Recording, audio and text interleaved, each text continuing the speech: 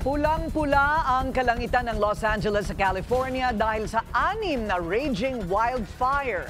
5 na ang namatay at daan-daang mga bahay ang natupok. Ang LA Inferno sa agenda report ni May Rodriguez. Isang fiery sunrise ang bumungad sa Los Angeles kung saan higit 100,000 ang pinalilikas dahil sa mga wildfire. Martes nagsimula ang mga sunog at mabilis itong kumalat. This firestorm is the big one in magnitude. Hurricane force winds are usually accompanied by rainstorms, but these are hurricane force winds that are combined with extremely dry drought conditions.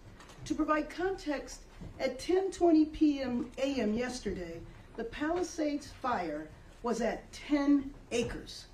12 minutes later, it was at 200 acres. Pahirapan ang pag-apula sa mga apoy dahil sa malalakas na hangin at makapal na usok. Daan-daang mga bahay ang natupok at hindi bababa sa 5 ang naiulat na namatay. Anything and everything is long it takes to contain these fires and help reconstruct. Make sure we get back to normal. It's going to be a hell of a long way. It's going to take time. Hindi pa tapos ang delubyo, may isa pang sunog ang sumiklab sa Hollywood Hills. 6 na wildfire, 0 containment. Para sa agenda, May Rodriguez, Bilyonaryo News Channel.